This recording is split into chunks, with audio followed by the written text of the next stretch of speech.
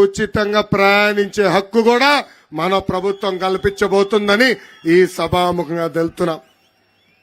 అసలు ఉత్తరాంధ్రకి పట్టిన శని ఈ జగన్. 3 రాజధానులు అన్నాడు. ఉత్తరాంధ్రలో కనీసం ఒక్క ఇటుకన వేసాడా? ఒక్క అభివృద్ధి కార్యక్రమం చేశాడా?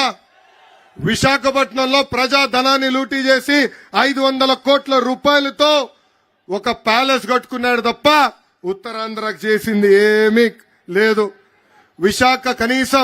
విశాఖ రైల్వే జోన్ కి ఏర్పాటు చేసేదానికి భూమి కూడా ఈ ప్రభుత్వం ఇవ్వలేదు.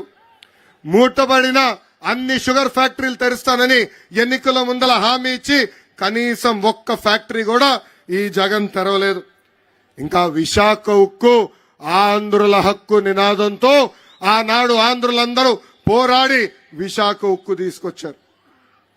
ఇప్పుడు ఏకంగా ఆ విశాఖ ఉక్కుకున్న భూముల్ని కాజేసేదానికి ప్రయత్నిస్తుంది ఈ ప్రభుత్వం. ఇంకా శ్రీకాకుళం జిల్లాకి జగన్ పాదయాత్రలో ప్రత్యేకంగా 60 హామీలు ఇచ్చాడు. దాంట్లో ప్రధానంగా మనం చూస్తే పెండింగ్ ప్రాజెక్టులన్నీ పూర్తి చేస్తానని హామీ ఇచ్చాడు. పూర్తి చేశాడా అని ప్రజలందరిని అడుగుతున్నా.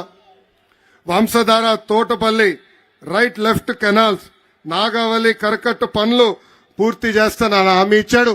పనులు కనీసం ప్రారంభించాడా అని ప్రజలందరినీ ఆలోచించమంటున్నా. మా చేనేత సోదరులకు ఉన్న బకాయిలు కూడా తీరుస్తానని హామీ ఇచ్చి ఈ రోజు మాట తప్పాడు, మడమ తిప్పాడు ఈ జగన్.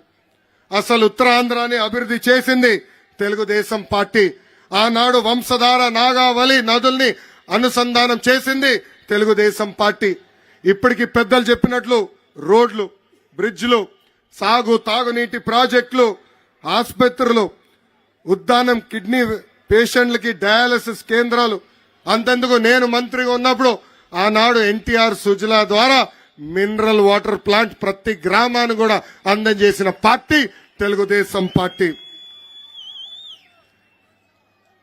ఆనాడు హుదూ తుఫాన్ వచ్చిన, తిట్లీ తుఫాన్ వచ్చిన ఆ తుఫానికి భయపడకుండా మంత్రుల కన్నా మన ప్రాంతానికి అడుగుపెట్టిన వ్యక్తి మన నాయకుడు చంద్రబాబు నాయుడు గారు.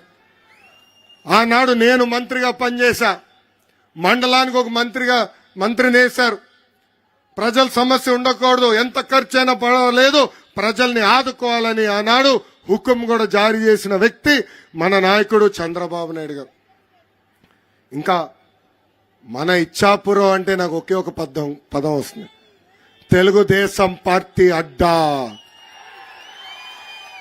మన పార్టీ ఆవిర్భావం నుంచి కేవలం ఒకే ఒకసారి ఇచ్చాపురం నియోజకవర్గం మనం ఓడిపోయాం. 2014 నుంచి 2019 మధ్యన దాదాపు 1500 కోట్ల రూపాయలు ఖర్చు పెట్టి పెద్ద ఎత్తున మన నియోజకవర్గాన్ని మనం అభివృద్ధి చేసుకున్నాం.